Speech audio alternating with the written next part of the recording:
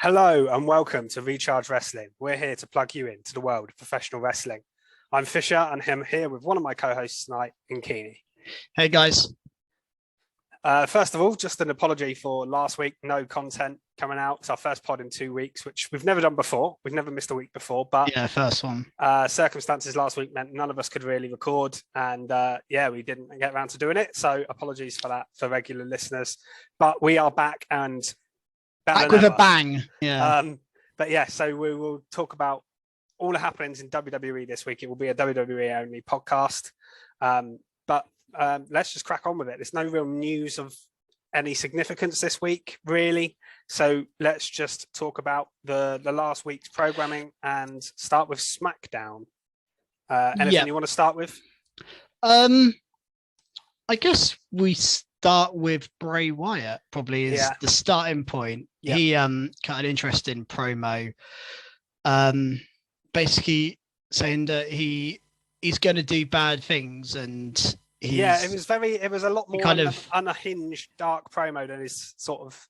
But he's still just Bray Wyatt. He's not a character. He's just Bray Wyatt. He's kind of, and I like that. But interesting that he's kind of aware that he's going to do bad things, and I think he apologized for them. And then we got that weird mask thing later on in the show, and the cowboy character afterwards saying howdy. Who's the cowboy character? So at the end of that little masked video thing, there was there was cowboy-looking guy, and he said howdy, and that was it. So I've heard that WWE trademarked Mr. Uncle Howdy, I think it is. So whether that's going to be another character or a version of Bray Wyatt, I'm not sure. Well, again, it's been nearly a week since I watched it, but from memory, he had like a mustache. Yeah, blonde. Yeah, bits coming down here like that. Yeah. I mean, I don't know if that's someone completely brand new or has Bo Dallas got a blonde. Well, this is what mustache? There's a lot of speculation over what this could be, and it was interesting because the masked figure was saying something about never hurt the ones you love or something like that, which suggests it could be someone like Bo Dallas because a family member. Yeah. It's also, I've heard people suggest there might be, I don't know, I don't think it could be this person, but related to this person. So his uncle Barry Windham, who was in WWE like back in the 80s or whenever, he had like a cowboy gimmick with a blonde mustache. It's not going to be him because apparently he's really old and he can't. He wouldn't be a TV character or anything now. But the fact that he's called Uncle Howdy as well suggests that maybe it could be something related to that. But it's quite interesting. I have also seen some speculation. There's a couple of guys who are in Ring of Honor who have been linked with coming to WWE called Vincent and Dutch, who are have scary kind of horror gimmicks that would fit with Bray Wyatt quite perfectly. And people have suggested that maybe they could be on their way to WWE. I've heard about Bo Dallas potentially returning as well. So that could be, it's very intriguing because we have no idea. I think that's the genuine intrigue. There is no idea. It could be any of these things, or it could literally just be a personality, a version of himself that we haven't seen before. And so do we think this person or these people would be with or against Bray? Or I guess that's up in the air. I think initially against, but maybe that turns into like a faction. Yeah, it's really, really interesting. I'm really not quite sure. I used to think they could put Cross with Bray. I think that kind of works in my head, Cross and Bray. But I have another idea which I'll get to later, but because it links to someone else on the show on SmackDown. Okay, well you could segue and we could go on to the next one, and you can tell me your theory. So then I want to move on to Liv Morgan because she has gone into a bit of a crazy character. A couple of weeks ago, she had, before Bray returned, there was some sort of Bray thing behind her on one of the promos. Her matches and segments have come directly after Bray's segments on SmackDown the last 2 weeks. Could be a coincidence. Also, I don't know if they're still in a relationship, but she was with Bo Dallas at one point. Was she? Oh, I don't know that. They were dating, and I don't know if they're still together or not. And they're very private, and if they're still together, a faction of Bray, Liv, and Bo would make the world of sense. Like a new Wyatt family, but without it being called the Wyatt family. And her character's gone all crazy on this. Well, the last couple of weeks, hasn't it? So yeah, very dark. It wouldn't surprise me if Liv Morgan was somehow involved in the Bray Wyatt storyline. Yeah, that's interesting. I think there's definitely something to that. I think she's definitely going darker. She's still babyface right now, but then so's Bray. Yeah, because she's beating up heels. Obviously it's Sonya Deville, but she is often like in pain and smiling or laughing. Like she's gone a bit deranged, a bit Alexa Blissy, a bit Nikki Crossy. Yeah, that kind of character. It's kind of like the old Alexa Bliss, but without the supernatural stuff so far. That would be. I'd be up for that. I think Liv. I would rather that than see Alexa go back to doing what she was doing before. I think. Yeah. I don't think they should go back to anything. I think they should start something brand new. So I agree. I'd be up for Liv definitely. Yeah, I'm just wondering where it goes because obviously Liv and Sonya had a match on this show, which was set up from the last week when Liv went crazy. Ended up in a double DQ, but that didn't matter because this was more about the angle. And then Liv got like 20 chairs, put them in the ring, and then did a move off the top rope, hurting herself in the process. But she seemed to like that. Yeah, she likes the pain now. So, yeah, it's quite interesting.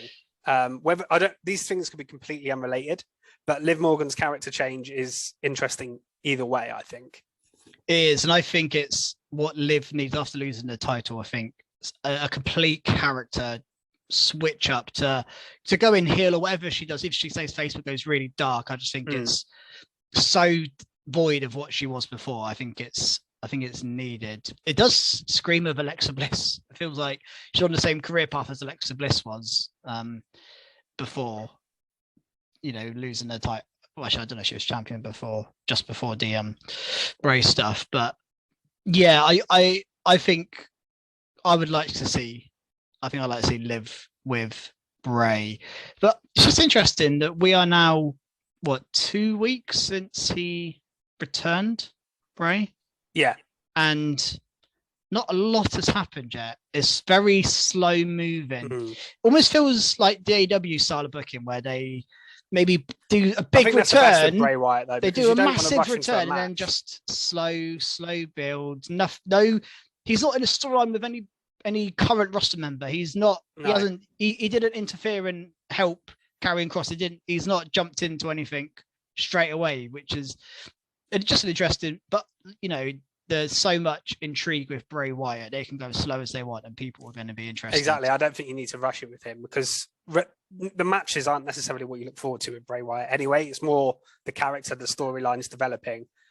Obviously, you want to see some wrestling at the end of it. Like it has to lead to a match somewhen. But I don't need it to be on an episode of SmackDown next week or something. No, do you know what I mean? Realistically, if Bray wrestles 6 times a year in big shows, that's probably the build to them will be good enough that will suffice for people. Exactly. Almost Roman. I think there was also a QR code on this show, wasn't there? There was. I didn't see that.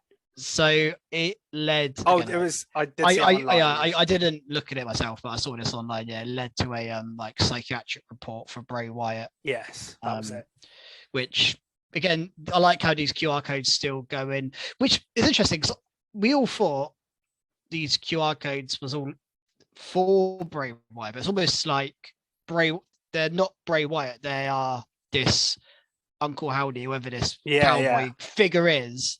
Yeah, like to tease Bray Wyatt almost. So it's just really interesting. I'm sure we'll get something on Friday on SmackDown, but I think it'll be another small step in the story. I think we're just going to slowly build, and who knows where this first match is going to be. Maybe not till. It could be like the Royal Rumble or something. Day one's not even happening anymore. But it could be months away. Crown Jewel. Could be a while away. Yeah. So Survivor Series maybe, but you could do a match there. Really intriguing. Along the subject of intriguing, as a segue, what are your thoughts on Omos and Braun Strowman? Because they had a face-off in the ring here. Yeah. And I don't know about you, but first time I've ever seen Strowman look small. That was my most noted thing from it is that Omos towers over him. Yeah, like he's significantly taller than Braun Strowman. It did make Omos look really impressive. Yeah, in terms of the match, I'm not like bothered about it because I don't think it's going to be a very good match. But the build to it has been like it's getting views on their YouTube channel. I was going to mention that they are like these kind people of are interested in that. People are interested in seeing especially casual fans. I think they look at this kind of thing and this interests people. Die-hard wrestling fans probably aren't interested in this at all, but I think there's intrigue in it, and I think for what it is, and it being on Crown Jewel in a Saudi Arabia show, I think it's working for what it is. I don't think exactly going to have a great match at the end of it, but no, it'll be a spectacle though. I think I mentioned a few weeks back, or whenever Braun returned, that Braun's return was a bit flat for me, and I thought that there was only one match I thought would be interesting, and that was Omos. That's the only one I thought, because that's just intriguing, these two giants, and they've gone to it very quickly. Luckily, I think MVP's been carrying a lot of the talking, which I think is the smart thing to do. Obviously, Omos hasn't really had to say anything. Strowman can talk a bit, but he's not a promo guy either, particularly. But they have had MVP carrying the talking, and I think that's made it better as well. Putting MVP with Omos was the shove outside the ring here on SmackDown wasn't anything particularly exciting. Could have had a little bit more physical action here maybe to get you into the match, but I'm assuming they'll probably do something big on either Raw or SmackDown before the match anyway. I know they're obviously it's a cross-brand match, so it's kind of interesting but they can still, obviously they've been showing up on each other's shows, so they'll just do that anyway. It's a very loose brand alliance at the moment. It's just sort of everyone's everywhere, and that's fine. Probably worth mentioning is also, as we're on Crown Jewel, Logan Paul. Yeah, come out at the end of the show. Well, there was stuff earlier in July, wasn't there, with the Sammy Solo and the Usos, and Sammy basically saying that Roman doesn't want them to interfere with Logan because he, don't want him to feel like he's in their heads. And Jay's like, well, I'm a loose cannon, so you never know, sort of thing. And then Jay does come out, attacks Logan, and then Logan hits the one lucky punch to knock Jey Uso down. And I think that's meant to portray that he can. But I don't think... any given day you can do one lucky shot and you can beat, you can win. But I love Sammy selling of this afterwards and everything. The stuff between the bloodline here is really, really interesting. Yeah, I thought Logan Paul was quite good on. And Logan Paul was good. He ripped every individual member of the bloodline before on his promo. He held himself fine. I just think that the match isn't that interesting for two reasons. But firstly, Roman's winning, surely. Surely Logan Paul can't win. And secondly, I just don't think Logan Paul as a babyface is really working that well, because I just don't think fans want to cheer him particularly well. Roman will get cheered over Logan. Well, it's in Jeddah, Saudi Arabia, so who knows how they're going to react. But the general wrestling fans, no one's going to cheer. And that's the only problem Logan with Paul this, over at the moment. Is Logan Paul's been booked he's kind of miscast a bit. He's doing okay, I think, with what he's given, but he's it's not. Yeah, I'm also not too keen. Not working for me. No, I'm not too keen on this. Only takes one shot kind of way to try and make us believe that Logan could beat Roman. Like that, to me, just. I guess it's the only way they can make him believe that we can win. Yeah, but we had this with John Cena like 6 months ago. Where he was like, only takes 1, 2. He kept doing that in the build-up. 1, 2, 3, and it's like we kind of been here with Cena against Roman, where you probably didn't even believe Cena was going to be, and that's John Cena. Logan Paul, you think that's no chance, and no one thinks one punch is going to knock down Roman. Although there will be a point in the match where he knocks him down with a punch and gets like a 2 pound. Yeah, probably. That will happen, but it's just to me, it's not doing it for me. I'm not particularly excited for this match. There's matches on Crown Jewel I'm more excited for. Maybe even Strowman Omos. Actually, I'm probably more excited for that than this Logan Paul. I think the match will actually end up being good, but Logan Paul is good in ring. It's just the nature of the booking of it, and the fact that really, surely, there's no way Logan Paul wins. Yeah, but like I say, everything the Bloodline do at the moment is gold. Yeah, the stuff with Sammy and Jay again building here was really good. And it's going to be interesting because Roman's on SmackDown this week. So how's he going to react to what he saw? Because he's going to be angry, I assume now. Yeah, I mean, which makes it interesting. predictions on what happens to Jey Uso, because he's the one at the moment who, if anyone's going to be cast aside, it's Jey Uso, because he is the one. Do you think maybe that he'll get cast aside, but then something will happen where Jey, like, I don't know, something that happened where Sammy eventually is the one that gets kicked out, but maybe Jey initially is there, like they've had enough of him and they all kind of, but then Jimmy's surely not going to turn on Jey. That's the one that doesn't make any sense. And the fact they've got the belts as well makes it messy. So I'm not sure. I don't think there's any immediate change, but Roman could come out Friday and be like, well, Sammy, it was your responsibility, it's your fault. He could blame Sammy for that. He might not be. Yeah. I think that may be what happens. I don't think he'll necessarily blame Jey himself. But again, just intriguing. There's so much intrigue right now in the storytelling on WWE TV that I can't wait to watch SmackDown for Bray, for Roman, for there's so much to like about what's going on at the moment. Yeah. Someone else who's been fantastic recently as well is Sheamus. He had a match involving the bloodline of Solo Sikoa in here. Really good match between the two of them. But really, it's the after angle that was interesting here, writing Sheamus off of TV with a savage injury on his arm and shoulder. I didn't realise, but apparently he's getting married this weekend. So that will be why. Oh, okay. Oh, well. So he's obviously congratulations, Sheamus. Yeah, so I didn't know that until after. But that's why. So he'll be gone, I assume, for a little bit, which is a shame because he's on an absolute hot streak at the moment. But do we think with obviously now the bloodline and the Brutes sort of interacting, that this might be a setup for War Games, potentially with Imperium involved as well? It's potential. There is definitely potential there. Or you could even do the Brutes and like Drew McIntyre joining up with them or something versus the bloodline.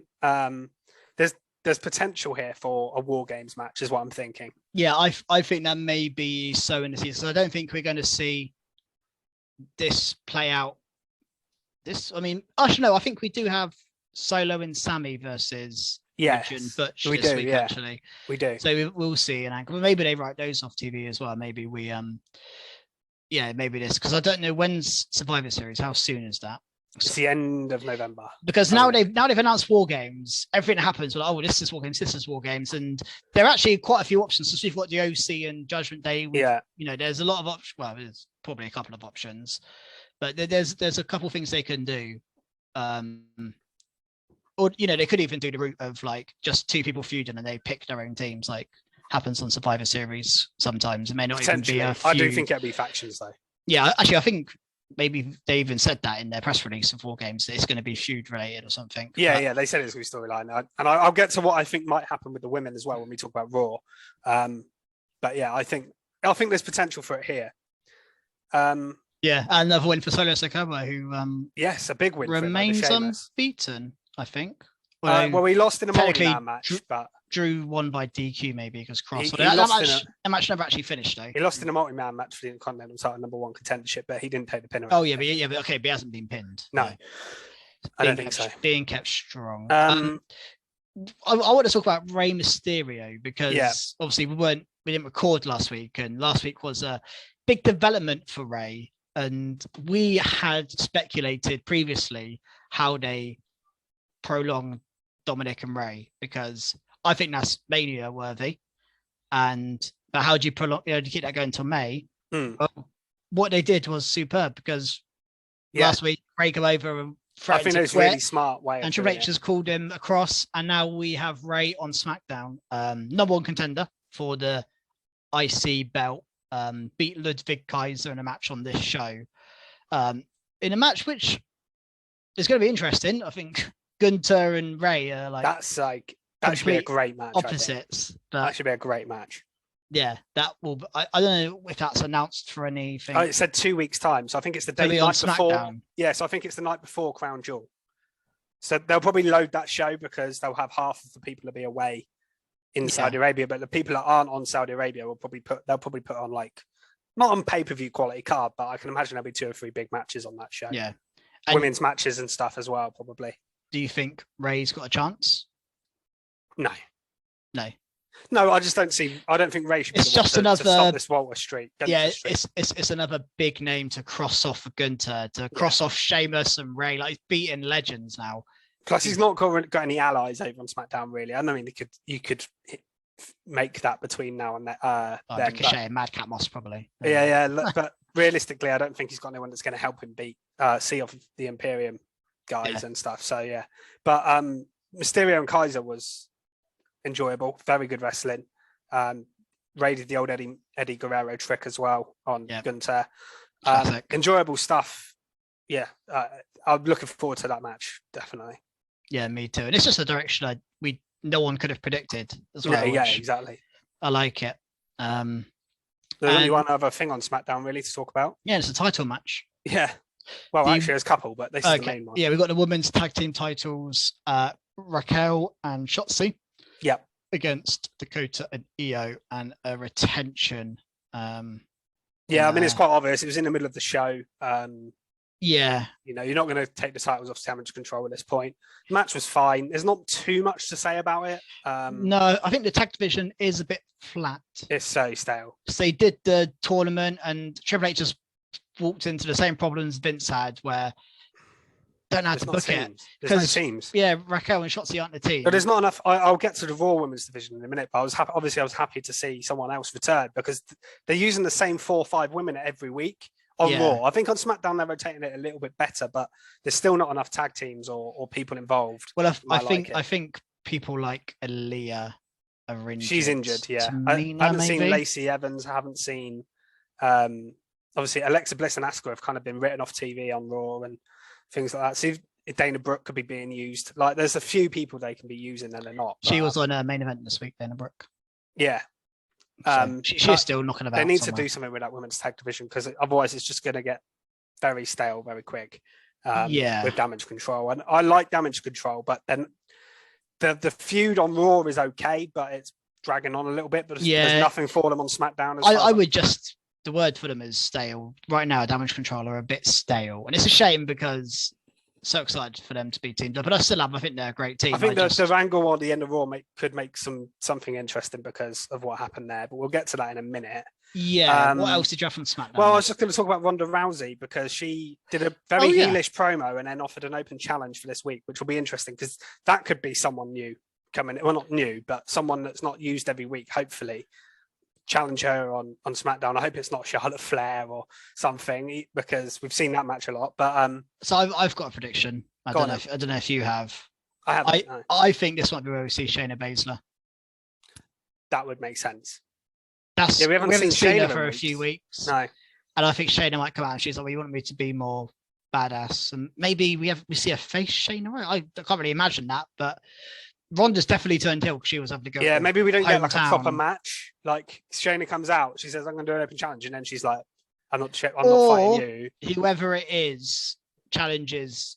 Maybe we just get like Xia Li squash match. Yeah, Xia Li comes out, and then after the match, Shayna comes out and just destroys Xia Li in front of Ronda. And like, that's a good idea. That's a good idea. I like the idea of that. Maybe some of that. And the only other things we got were LA Knight having a video package, which I'd like to see him used a bit more into something significant.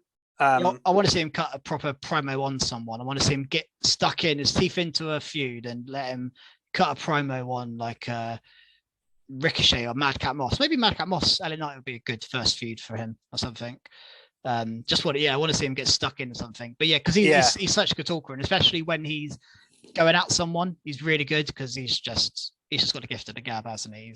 And the other thing we got was another bit of Viking Raiders stuff with Sarah Logan. Definitely Sarah Logan. It's definitely, you can see it's her. It's her hair, it's her voice, it's everything. I'm pretty convinced as well. I've not it's definitely Sarah confirmation. Logan. Yeah. Okay. Yeah, it's definitely her.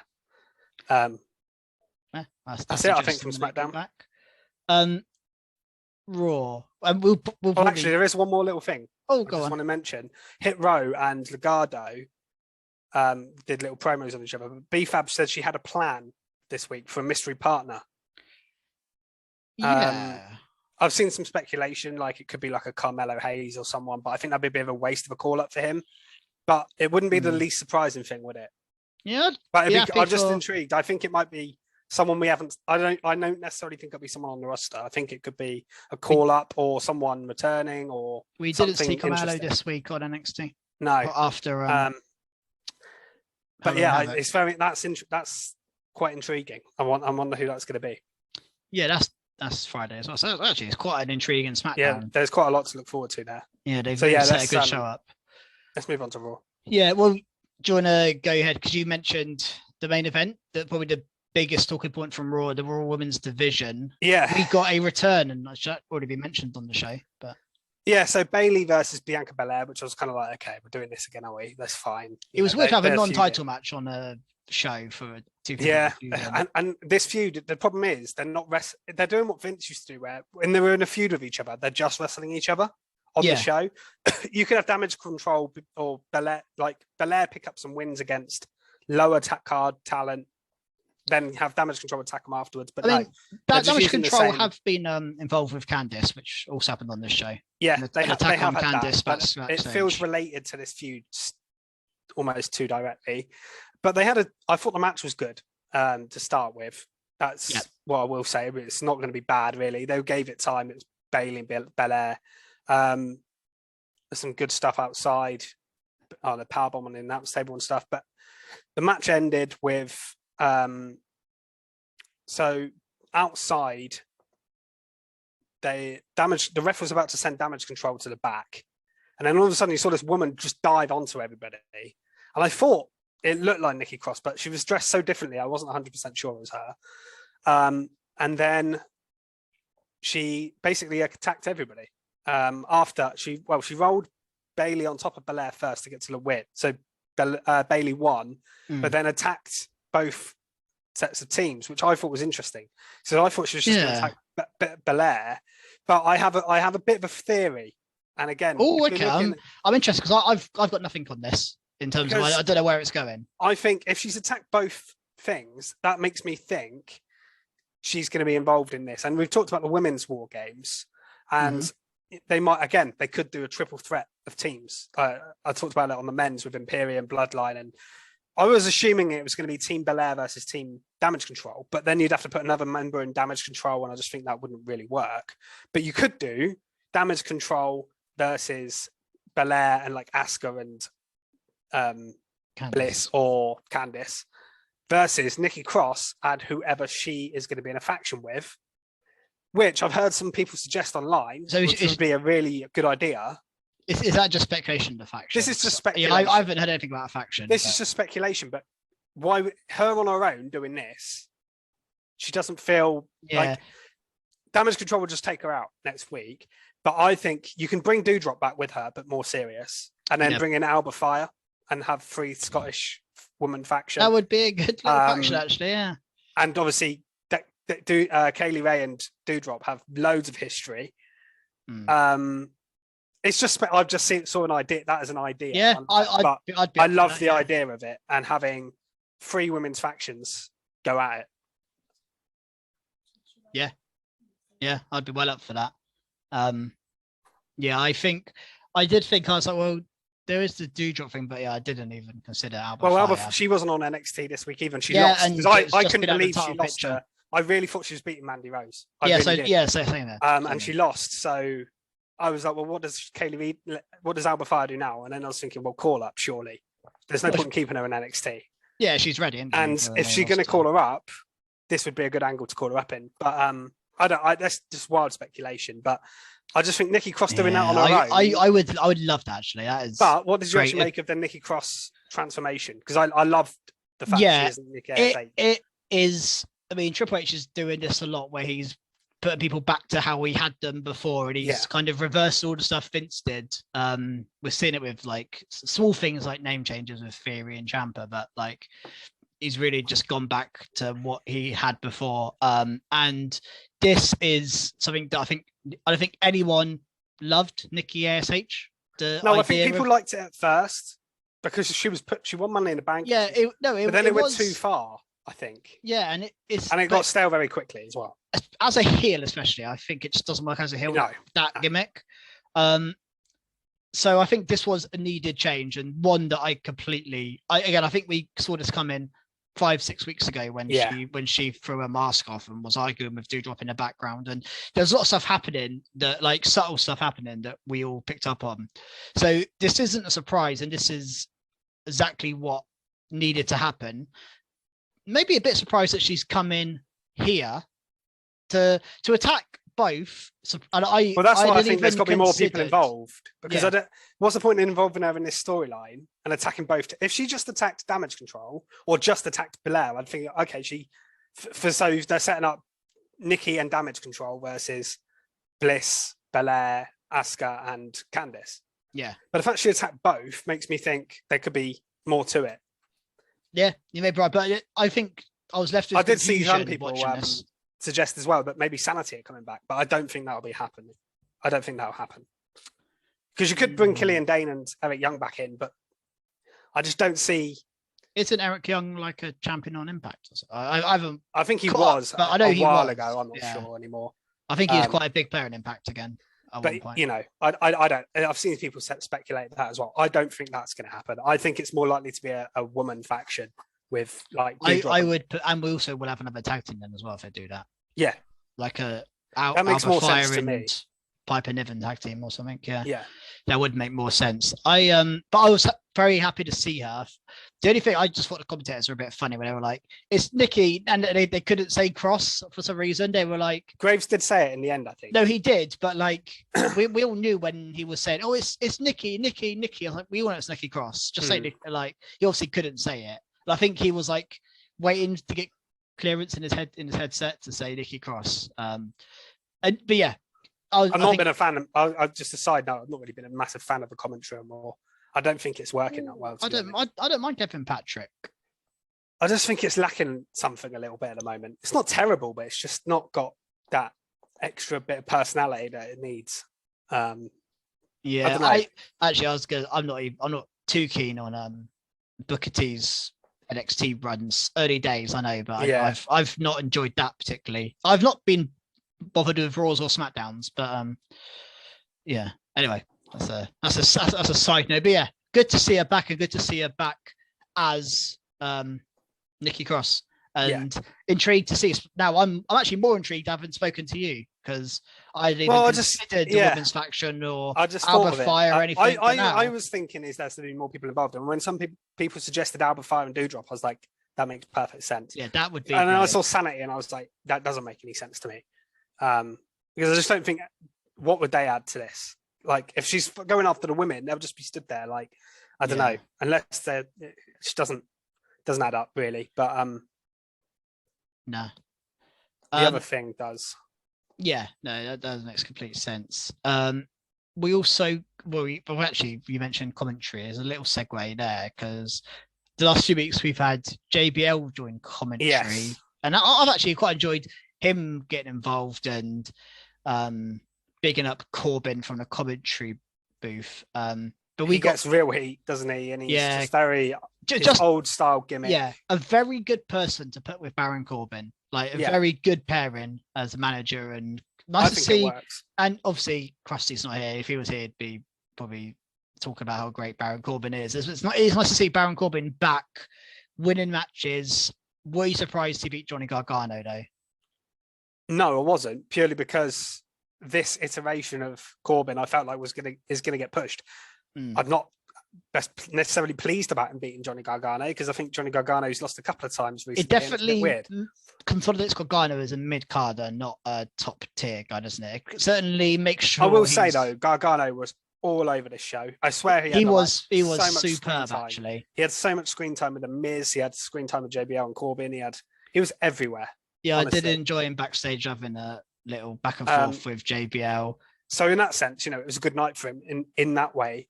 But he lost the match here. Obviously, the match was pretty good between Gargano. Yeah, two really good wrestlers. And the styles meshed well together. But yeah, it did take JBL involvement for Gargano to lose. I will say that, because against Ziggler last week it was clean. Yeah, from Corbin. But here he took out. JBL took out Gargano's legs on the apron, and then he hit him with the end of days. Did you enjoy Gargano dancing with his hat? Oh yeah, that was funny. I guess it was all right. Very just very old. It's just Johnny Gargano, isn't it? He was always like that in NXT, a bit like quirky and making jokes. Particularly towards the end, his character towards the end of NXT. This was all fun. I do like the Corbin JBL combo. I think it works well. Yeah, and just another thing from Gargano on the show, he did that when he was backstage talking to Miz, or might have actually been in the ring talking to Miz, I can't remember, but Miz was like, I haven't heard from Ciampa. Gargano's like, he's just texted me. I was like, that's nice. And that made me think, or maybe Ciampa's going to come back and be with Gargano. Maybe they'll have like some sort of I hope so. Eventually. DIY reunion or obviously something. Ciampa is quite badly hurt, so. Oh yeah, he's out for a while, isn't he? He's out for a while, so I don't think that'll be happening anytime soon, unfortunately. Okay. That is a shame, actually. When he does, I would like to see another, obviously DIY run eventually. Yeah, main roster DIY run. Be well up for that. Let's talk about the segment in the ring then with that, because Miz came to the ring to talk. First mention of Ciampa in weeks, really. Says that the reason Loomis is coming after him is because he chose Ciampa as the next star and he's jealous, whatever. And then Gargano and Miz, there's a funny bit between them, and he's threatening to blow the whistle. And then Miz says truth over and over again, and then R-Truth come out. And him and Gargano were hilarious together here, I thought. I mean, R-Truth has proven this week that he's still got something, hasn't he? Oh, yeah, he's still got a place. Like, he hasn't been on TV in ages, and I've seen some people on Twitter actually saying, "I want to see more R-Truth from my TV." I was well happy, especially when he turned up on NXT. I was like, "Here we go, he's back again, 2 nights in a row." He had a short match with The Miz, and he won a roll up from Gargano pretending to be Loomis, which was again a cool bit of trolling, a bit of fun from Gargano, and R-Truth just was entertaining as always. I mean, what do you make of them linking Gargano and Loomis again from NXT? I mean, they're just keeping stuff from NXT, really, aren't they? It really feels like they've just... It's weird, because although moved the NXT stuff here, which is the opposite of what Vince did. He would ignore NXT and just do his own thing. That was annoying. Weirdly, Candice hasn't really been too linked. I know she mentioned Johnny in her interview. Well, and also, that's the only thing I actually had a criticism of Johnny this week is when he was going backstage and JBL come up to me and he was like, "Oh, not now. I need to check on Candice because Candice has been attacked." And then he sat there making jokes. I was like, "Well, you were concerned about your wife a minute ago. Now you're making jokes with JBL." I was like, "That's not what you would do. I think if your wife was seriously hurt, I think you would just ignore them and move on." But yeah, that's the only thing he did. I didn't really add up for me. But I agree. He did acknowledge her as his wife, though. Yeah, and obviously Candice. And I think you should. I think they should be. Candice mentioned, she was Johnny Gargano's wife, and then she got attacked by Damage Control. And I think we may see. There's potential for a mixed tag down the line, isn't there? Miz and Maurice for Gargano and Candice.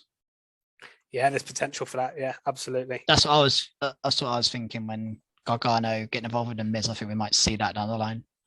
But again, Gargano involved. We mention it all the time, but they're in these interlinked stories. Yeah, Miz has got Dexter and Gargano. Gargano's got Miz and Corbin. Like, there's just so much interweaving. It's just great. Yeah, and he's still kind of. Well, I think he may be finishing up with Theory, Gargano, but they've had their thing. There's probably a good segue onto Austin Theory, who did win a match this week. Yes, I was a little bit surprised. Maybe this is one he shouldn't have been winning as well, which is weird. Yeah. I was expecting him to win. No, I wasn't here because Ali, obviously it's against Ali, and we're going to get Ali versus Seth. So I thought they would build Ali to win here. Seth come down and was on commentary straight away. And again, really another callback from Seth. He was like, "You're once my disciple." I was like, "Yes." I'm glad he mentioned that. Yeah. And then he spoke about obviously cashing in, and he mentioned Dana Brooke, which Dana Brooke got salty about on Twitter, which was quite fun. Oh, did she? Yeah, because he was like, he's got a better chance of cashing on her or something. Yeah. Which I think is what he would say. I don't think that's particularly. I know. She insulting. She I don't think she liked it, but match was decent enough. And eventually, there was a Seth distraction. I said it a few weeks ago. My one criticism is there's far too many distraction finishes. Feels like nearly every match is a distraction. Seth distraction here leads to A-Town down to win. I think that's like a byproduct of them interlinking all these stories. Is every match someone has, there's someone else interested in one of the people in the match.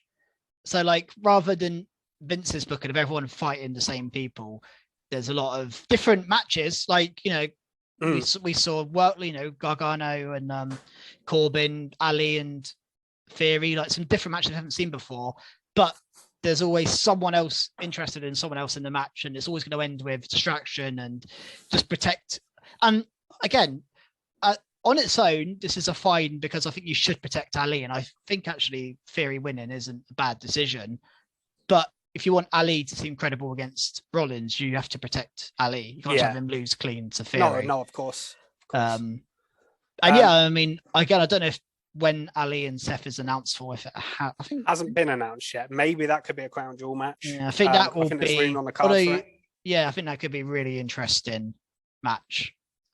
Yeah, I mean, and the after angle here was more interesting than the match itself, really, because Rollins absolutely destroys Ali in the crowd. But just as you think that was it, Rollins goes up the ramp, and then Ali carries on fighting, doesn't give in, and I think that's kind of escaping. So. That's their angle, isn't it? Ali who just never gives up. Because he was like, "Oh, I'm done with you," and he's like, I'm your problem. I'll always be your problem." All kind of, he said, "I won't go away" or something. So exactly, yeah. I think that's a good angle for Ali, and it's just nice to see Ali booked pretty. Again, I know he lost here, but just in general, the last few at least weeks, he's doing something. Booked strong in a title feud as a face. Nice to see because he definitely deserves it. We should mention DOC and Judgment Day opened the show. Dominic Mysterio gets some serious heat, doesn't he? Yeah, he compared himself to Eddie Guerrero here, which is he was like, I'm the new Eddie. Actually, Eddie's the old Dominic Mysterio, and like getting real heat. I feel like the other guys are almost taking a back seat to Dominic and Rhea. They feel like the head of, especially Priest, I think, because Priest is a real Balor side does a lot of the now. wrestling. I feel like Balor does a lot of the actual wrestling, as well. Yeah, what am I saying? Priest have a bit more. They all do get on the mic, and like here, they all did have a little bit of mic time. But yeah, the Dom stuff is really.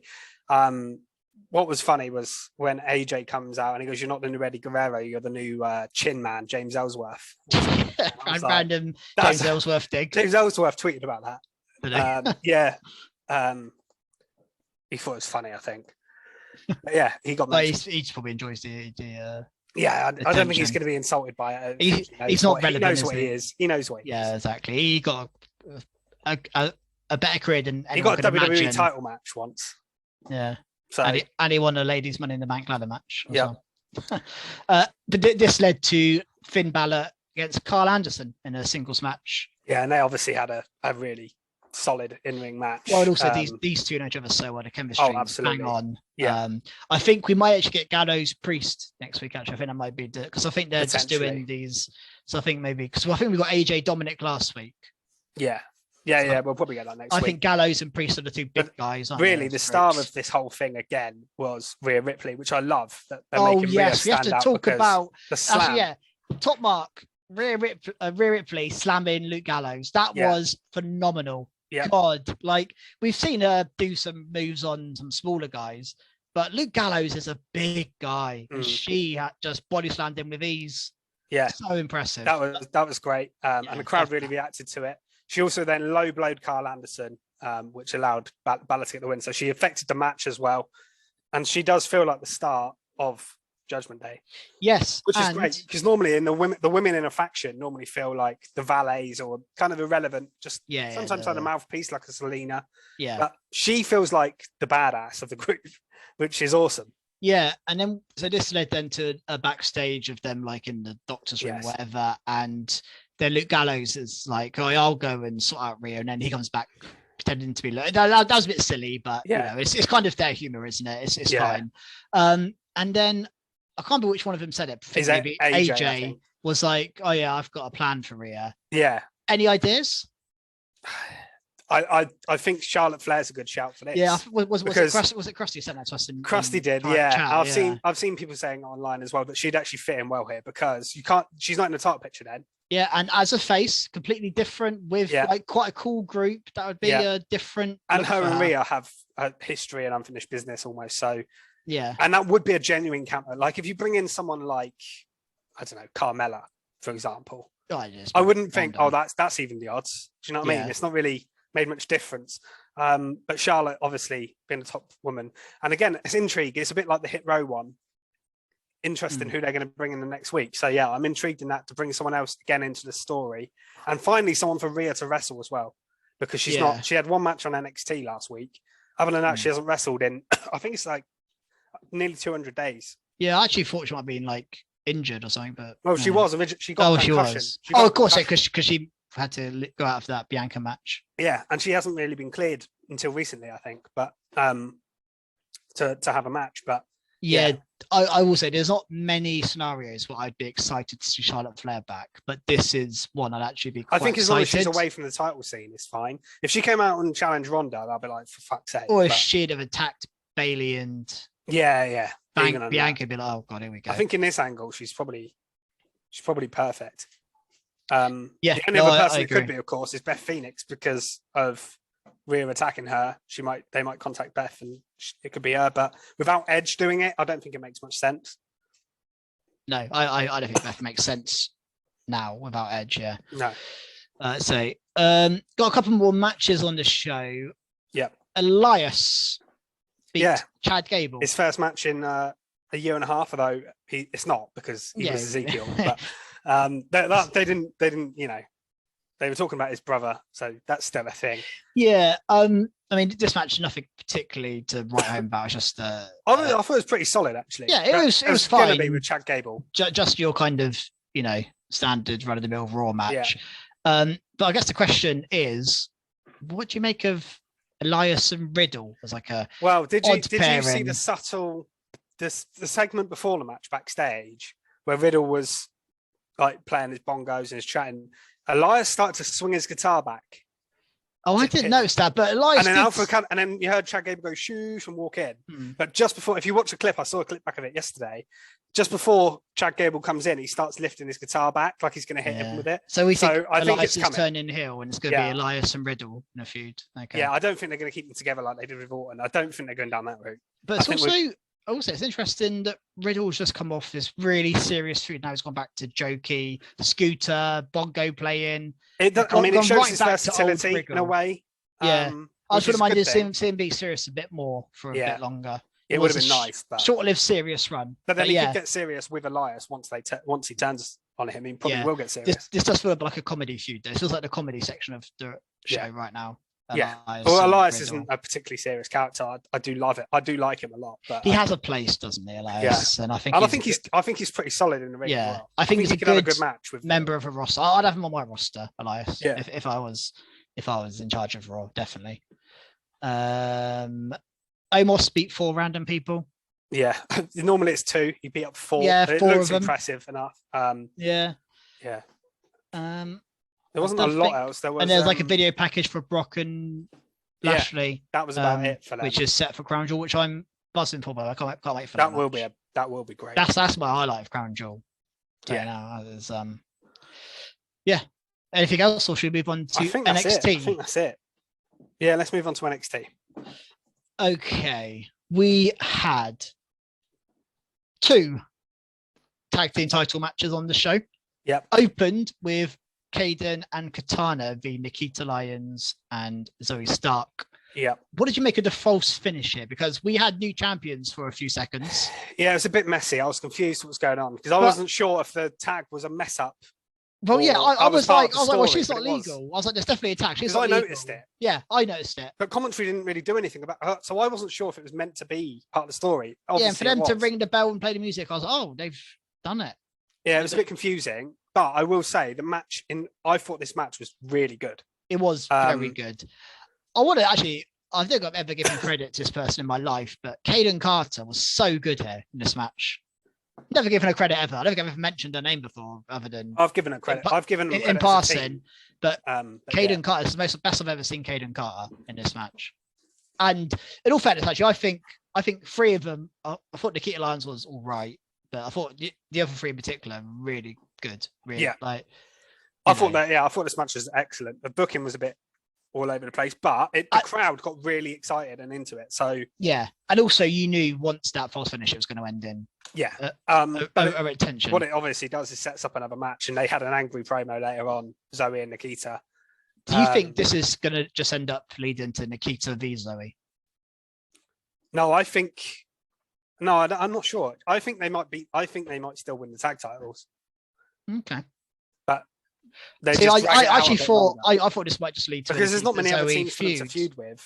So I think they want to continue the feud because Toxic Attraction. Let's go back to that again. Yeah, but they've got to be called up soon. And there's not many other women's. There's not many other women's tag teams. There's Niall and Tatum Paxley. There's the Valentina Feroz, but one of them's injured, and Yulisa Leon, one of them is injured. So yeah, long-term injury as well. Yeah, so there's not many. I mean, they're the only ones I can think of. I might be missing somebody, but there's not exactly loads of tag teams. So I think they just drag this out a bit. Yeah, maybe they do. I mean, they might as well. It's the best thing they've got for the tag titles. And then the men's tag titles, Idris Sanofi and Malik Blade against Pretty Deadly. Another retention. This one a bit more obvious and a bit more straightforward. Yeah. Another good match.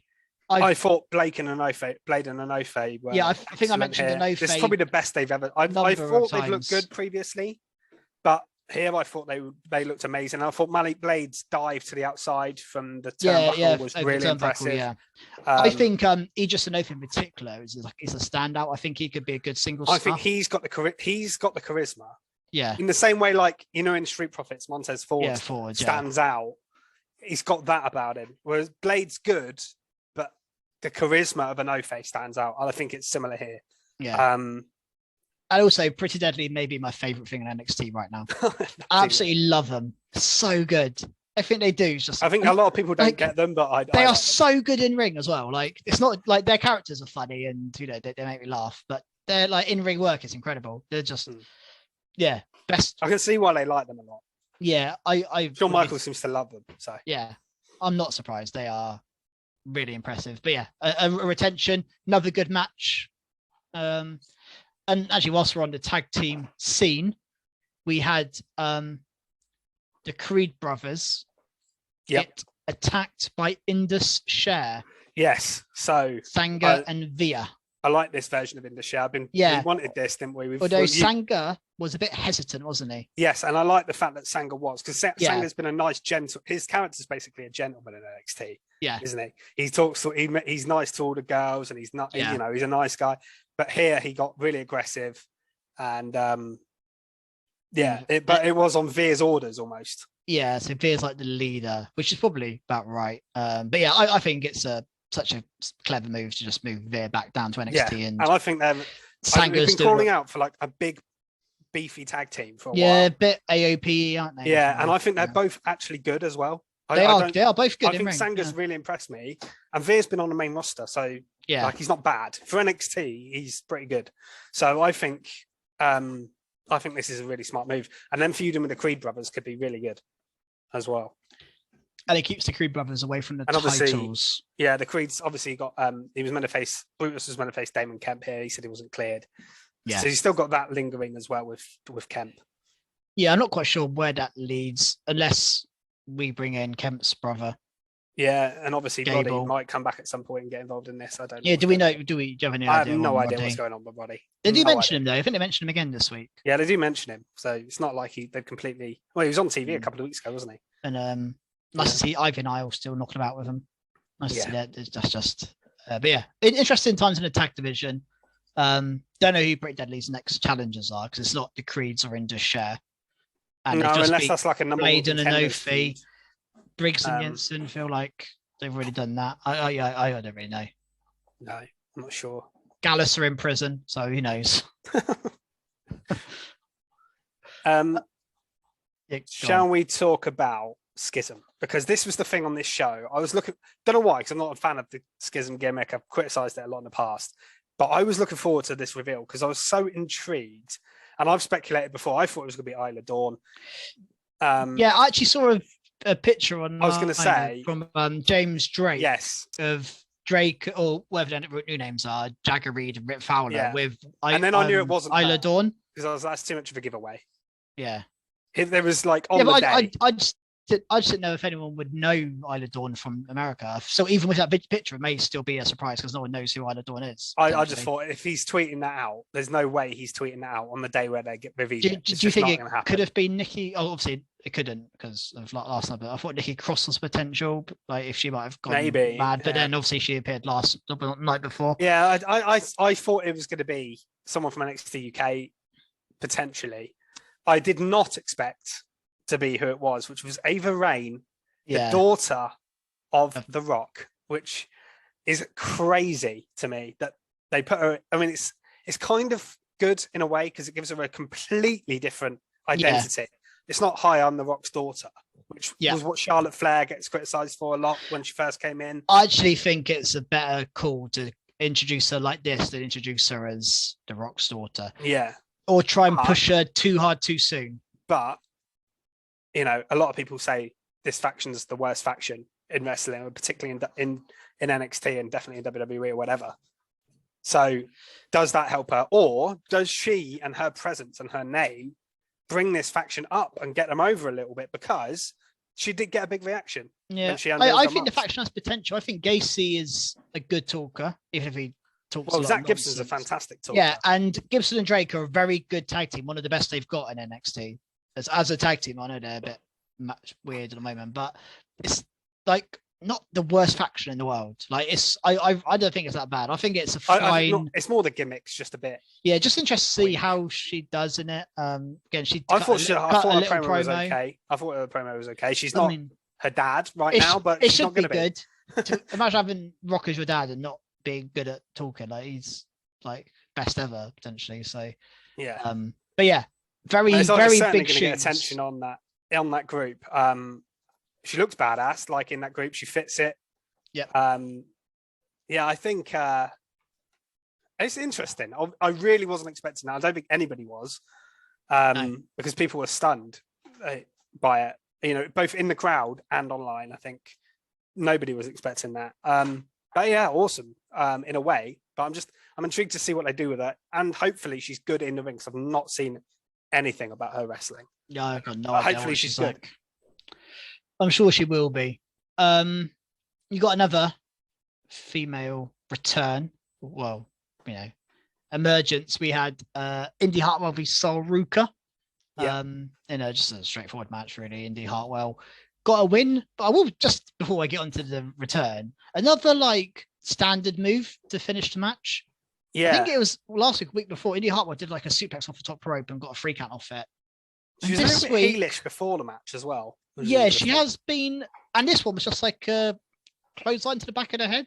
Yeah, and it was a free count. Like she hasn't really got a finisher. She's just doing like different moves to finish matches, which is just a side note. But the return of Elektra Lopez as a heel, taking out both of them again a bit. Interesting to see what she can do on her own, because obviously she had the comfort of being in Legado del Fantasma. It just feels a bit, because last time we saw her, she was getting in the car to leave with Legado. Now she's back on her own and they've taken Zelina instead. So yeah, I feel a bit bad. I feel a bit bad for her, but they're still using her.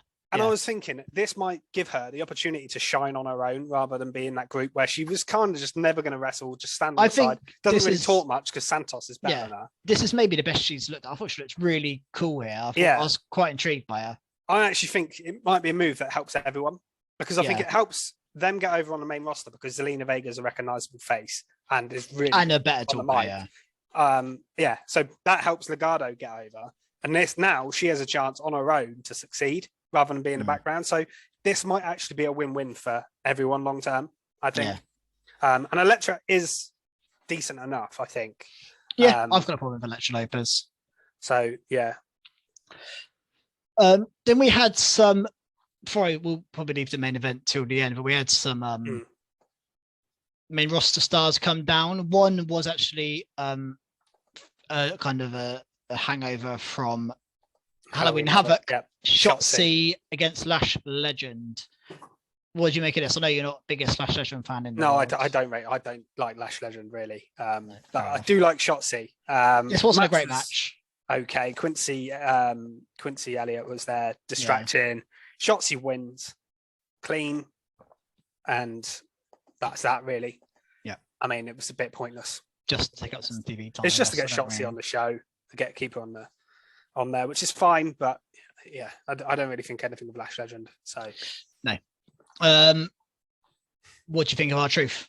Second time in 2 nights. Yeah, he saved this segment a little bit for me because Wesley was great. He cut a nice, passionate promo. I'm glad he won that. I predicted it as well ages ago that he was going to win this. Yep. I was glad he won the title, but then Grayson Waller comes out, and I was kind of like, okay, this is all right, but like this wasn't really what I wanted as the first feud.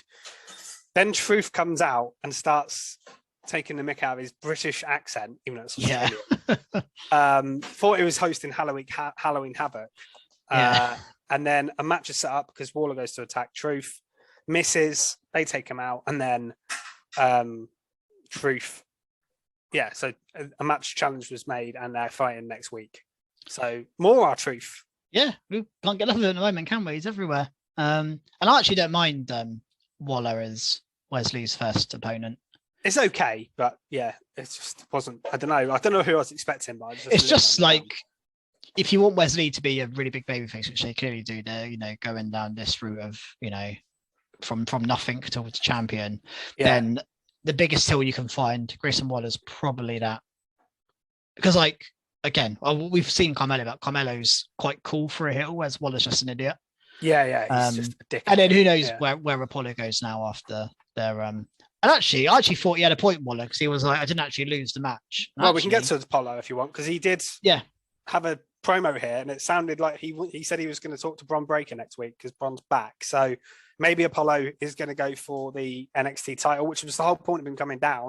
I don't know what's taken him so long, to be honest. Yeah, I'm not massive on Apollo's return so far. I think unfortunately, I think it's been a bit of a miss. At least he's doing something, I guess, but I've not rated his return particularly. But yeah, so that might make it a little bit more interesting. Talking to the people who are coming back down as well from the main roster, should we talk about Dominik Dijakovic? Yeah.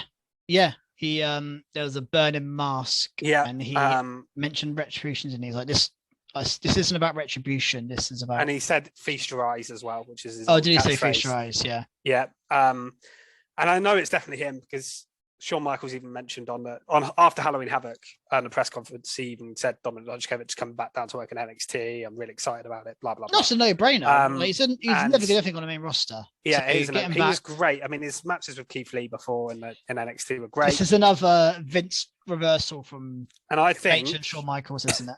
Do you think maybe like next week Apollo will come out, talk to Bron Breakker, and you'll get Dijakovic like attack Breakker and Apollo or something?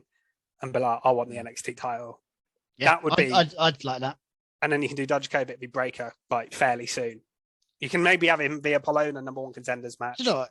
I reckon he may be one of my biggest main roster mysteries, Dominik Dijakovic, because he was phenomenal. Not quite Keith Lee level, but I say Keith Lee because they were so intertwined on NXT. Yeah. But he was in and around Keith Lee's level, and I know Keith Lee had a rubbish call up as well, but Dijakovic just went to T-Bar and was behind a mask and was again, it's another thing. Triple H is completely undone. He's like, what is this? I'm not having it. Dijakovic, that's really exciting. I really am pleased about that one because T-Bar, I mean, he wasn't even on TV, but when he was on TV as well, couldn't take him seriously, could you? Nah, he's just a joke for someone that good. It's actually criminal what they did to Dijakovic. Yeah. It's amazing that he's even still employed. I'm surprised he wasn't released. Yeah, it's to actually, be honest, because Shane Thorne was released. Yeah. But he wasn't, and neither was Mace, to be fair. Luckily now both of them are in better positions, although you could argue Mace maybe not, but at least he's on TV. He's in a better position, definitely. Yeah. Odyssey Jones, we saw him return. God, yeah, I haven't seen him in months.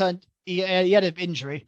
Come back in a car, and Blade and Anofi went off with some girls. It's weird after their big title match. Yeah, Malik Blade was not really interested, was he? But he did in the end. Yeah, just a weird one. And we had another Chase U segment where with Duke Hudson. No Bodie Hayward. Duke Hudson. Well, Duke Hudson's obviously beating him up or something, hasn't he? And then he stole someone's pen. Yeah, he's obviously worming his way in, and he'll probably worm his way into the group somehow. But then he's gonna. Do you remember a few weeks back when they had Charlie Dempsey with Chase U? Yeah. What happened there? Yeah, that's just gone, hasn't it? I don't know. That was odd. Yeah. There's a couple more things, I think. I've only got the main event left. I just want to talk about the weird voice note. Oh, yes, actually, that is so I have no idea who this is. I've not heard any speculation, any news on what this is, but someone called Scripts. Yes, spelled with a Y. I reckon it's someone completely new. I think that's got to be someone completely new. I have no idea who. Just to come to a head, if they're calling Carmelo up to hit row, could it be a reinvented Trick Williams? I don't know if they need to reinvent Trick Williams. No, I don't. I'm actually hoping it's not Carmelo with Hit Row, because I just think that'd be a waste of Carmelo. I think he should be on his own. But yeah, or with Trick, you can bring Trick with him. That's fine. Yeah, I think they should be together. They're a good duo. Voice note person. Yeah, it was intriguing. I've never seen anything like that before. It's like I think it's centers. I think it's someone new, don't you? I think it's someone that we've not seen. I think it's someone we don't know. Yeah, I think it's going to be some random up in the performance center that we've just never seen. It'd be great if it is someone good. But it's a cool name. It's a bit of a random start for them, but let's see what happens. Then let's talk about the main event. Yes, we had a brutal main event. JD McDonough and Ilya Dragunov. Dragunov. I don't know, I pronounce that so weirdly. A really good main event. Ilya doesn't miss with his matches. A brutal conclusion that whether he had him in like a just a submission hold and he had his hand across his nose and there was blood to come out of his nose and like I was like, it's typical Ilya, isn't it? I was like, just let go of him, JD. I was like you've proven your point. I know that's what they're trying to do, but they're really sucking me into this match. I was proper like, leave him alone, just get off him. Yeah. And it kind of works for both of them, their characters. Well, Ilya's character is he really never gives in. Like he just goes. And Madonna's just McDonough is just a psychopath. Madonna's not a psychopath, but JD McDonough is, and he just like obviously again happy to. I think he even had a bit of blood and kind of spat some blood out of his mouth and it was a bit crazy. The only problem I got with it is Ilya losing again. He's a bit weird. Yeah, he took the pin at Havoc as well, didn't he? I was surprised he took the pin. I was surprised by that. Like, unless they're fast tracking him to the main roster, because he's too good, to be honest. He doesn't need to be in NXT. No, he doesn't. And also, the thing with Ilya is he also works quite well as like a gracious loser. Like tries really hard and just lose. Like it kind of works for him. And normally he eventually wins. So like down the line he'll get his comeuppance. Yeah, but do you think we're just going to continue McDonough and Dragunov as a feud away from the title? Yeah, I don't think they can. Either of them need another title. I mean, McDonough definitely doesn't need another title match, even though he won here. Like he's had a triple threat and a singles match. Like he definitely doesn't need another. Yeah. And Ilya, after losing twice, wouldn't make any sense. So yeah, if they continue it, it's got to be just out of the title picture completely. Where's Tyler Bate gone? I know. I wish Tyler Bate was around. Can we get him involved in something? And a few of these people, Blair Davenport, Tyler Bate, Charlie Dempsey. We saw them and then we just didn't see them again. I know they've got obviously NXT Europe coming up. Yeah, maybe that's what they're being kept for. Yeah, they might just be kept for that, or they might be in the process of moving to the States so that they can be on NXT full time. I don't know. There might be complications with some of them. That happens sometimes. Yeah. But I have nothing else for NXT unless you have anything. No, I think that's it. Other than we got a weird promo from Toxic Attraction on their phones. Mandy Rose is having a year title celebration next week. So that's something a bit interesting. I wonder who Mandy... We're going to probably find out who Mandy's next challenge is going to be, I guess, from that. Yeah, I actually have no idea. So I have no idea who it's going to be, to be honest. Yeah, honestly, no idea. Who knows? They might bring a main roster person down, fighter. They might do. They might do. Like someone I know. I don't know. Carmelo. I don't know. No idea.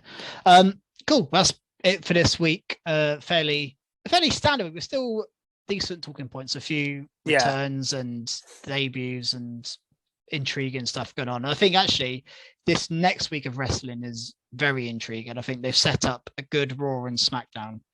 And even NXT with R-Truth fighting. I think that'd be interesting. And next weekend we have Crown Jewel next Saturday. So follow us on Twitter at Recharge Wrestle to get involved in our predictions league. It's the end of the year. There is a prize for first place to win a wrestling t-shirt of your choice.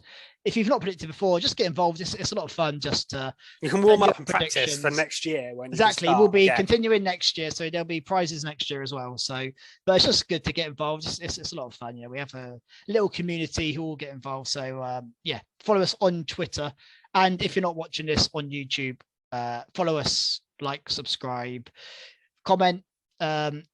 Just search Recharge Wrestling on YouTube if you haven't already seen us on there. And check us out on podcast format as well, wherever you get your podcasts, Recharge Wrestling, if that's what you'd prefer.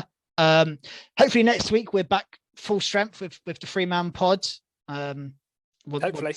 Once our Krusty's feeling a bit better and we're back to full health as we lead up to Crown Jewel. The Crown Jewel go home shows next week. So a lot to talk about next week, I'm sure. And we'll see you then, guys. Goodbye.